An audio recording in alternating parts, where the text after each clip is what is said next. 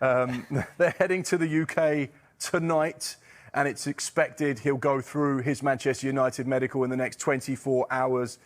It's quite amazing, really, the saga that has been Benjamin Sesko over the course of this week. There's been so much back and forth. There's been so many things reported. And we understand that the deal that Manchester United have agreed with RB Leipzig is worth £66.3 million as a guaranteed fixed payment, additional payments at £7.37 million. According to our colleague Sky in Germany, he's going to sign a 5-year deal. And what's remarkable is that offer, that agreement that Manchester United have come to an agreement with Leipzig is actually less than Newcastle's second offer. So therefore, you have to say, once again, frustration for Eddie Howe. They cannot do any more than offer more than Manchester United. If the player has decided he wants to go to Old Trafford, then there's absolutely nothing they can do about that. But Manchester United, Ruben Amorim, getting the man they want. They wanted a new front three. They've got a brand new front three with a mix of Premier League experience, a mix of high ceilings, a mix of real potential in Benjamin Sesko, who's been watched by Real Madrid and some of the biggest clubs in European football over the course of the last few years. He's now got his chance at one of the biggest clubs in the world. He's now going to be playing at the Theatre of Dreams. And Ruben Amorim, as long as those Manchester United fans will also be hoping he is the real deal and the one that they have been looking for so many years. Michael, Mark said the word potential there. Now, playing for Manchester United, we all know, is a different kettle of fish, the scrutiny. Should United fans be a little bit cautious about the expectations for a player like this? Yeah, potentially, 22 years of age. But I think, you know, it's unbelievable to see Man United not in Europe next season. But I just get that feeling it might help them. Just on this, this is a complete reset for Manchester United Football Club. We know Ruben Amorim was a bit against joining the football club midway through the season. Took a while to click, finished very low in the league table. But they've got their business, their front three, done early. I see a number of clubs, and I'm thinking you're nowhere near ready to start the season. There's a strong possibility those front three who they've signed, Sesko's obviously on his way now, those front three can make their debuts, league debuts against Arsenal on the weekend, on the opening weekend. Yeah, and I'm excited about watching this new-look Manchester United side as well. You know, Ruben Amorim has always said, I'd rather go into a football club at the start of the summer so I could have 6 to 8 weeks or so with my team, really implementing my philosophy within that group. He didn't get the opportunity at Manchester United. He had to go in midway through a campaign. It wasn't a fantastic season despite getting to the Europa League final. Didn't end in the way they wanted. No European football. But now he's had the backing of Omar Barada, Jason Wilcox and Sir Jim Radcliffe. There's been a lot of cutbacks at Manchester United. No cutbacks in the transfer window. They're spending around £200 million over the course of this summer so far. We know that they'll be hoping to rejuvenate and recoup some money from those potential player sales as well.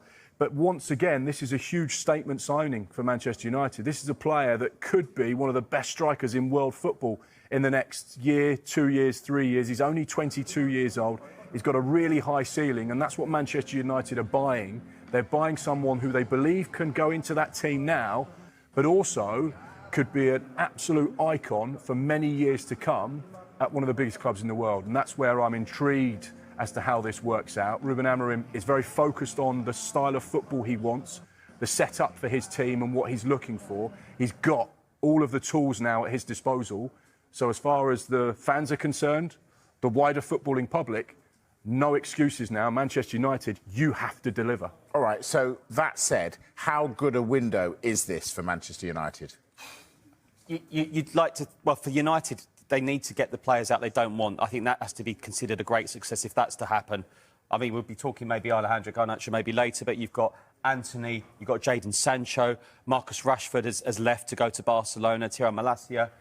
I think it's not a success if United don't get those players out, because people are obviously rightfully saying, well, they're spending a lot of money because those players who aren't part of the plans are currently on big wages. So there must be that hope / expectation that these players will eventually leave the football club. Do they have to go now, though, Mark? No.